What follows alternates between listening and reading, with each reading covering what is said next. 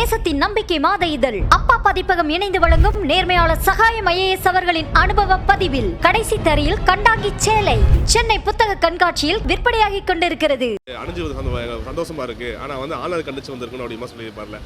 அதுக்கு சார் கருப்பு சட்டை எந்த டிவி ஜி தமிழ்ல சார் சட்டத்தை நீங்க கருப்பு சட்டை போட்டிருந்தீங்க. கருப்பு சட்டை போட்டது ஒரு வகையில சந்தோஷமா இருக்கு. அதிமுக போட்டது. ஆனா ஆன்லைன் கண்டிச்சு போட்டிருந்தா நான் வரவேற்றிருப்பேன் அப்படி மாதிரி ஒரு கருத்தை பதிவு செய்ய. கருப்பு சட்டை நாங்கள் என்னைக்கு அந்த அசம்பிளி தொடங்கணும் அன்னையிலிருந்து நேற்றைக்கு தான் போட்டிருக்கோம்.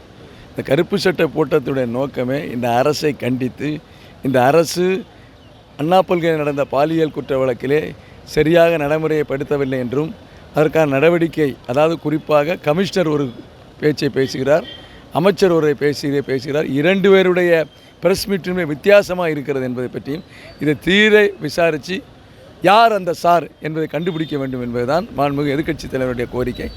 ஆகவே அவர் கருப்பு நாங்கள் மட்டும் அணியவில்லை, அவரும் எதிர்க்கட்சியாக இருக்கும்போது கருப்பு சட்டை போட்டு வந்திருக்கார்கள். ஆகவே இந்த கருப்பு சட்டையை அணிந்து வருவதனால் ஆளுநருக்காகவோ அல்லது அவருக்காகவோ இல்லை என்ற கேள்வி கிடையாது. கருப்பு சட்டை என்பது இந்த அரசுக்கு எதிராக போடப்பட்ட கருப்பு சட்டை. அதுபோல் டங்ஸ்டன் விவகாரம் சொல்லும்போது நாங்கள் அதுக்கு எதிர்ப்பு தெரிவிக்கிறோம். நான் முதல்வராக இருந்தாலும் சரி முதல்வர் இருக்கிற சட்டம் கொண்டு ராஜினாமா கூட பண்ண தயாராக இருக்கிறாங்க சார்.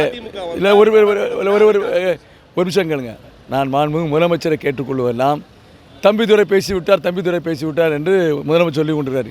என்னுடைய கேள்வி அந்த டங்ஸ் நிறுவனம் சம்பந்தமாக அந்த மைன்ஸ் அமெண்ட்மெண்ட் கொண்டு வரும் பொழுது திராவிட முன்னேற்ற கழகத்தை சேர்ந்த எந்த பாராளுமன்ற உறுப்பினர் இதற்கு எதிர்ப்பு தெரிவித்தார்? அவர் பெயரை முதலமைச்சர் வெளியிட தயாராக இருக்கிறாரா?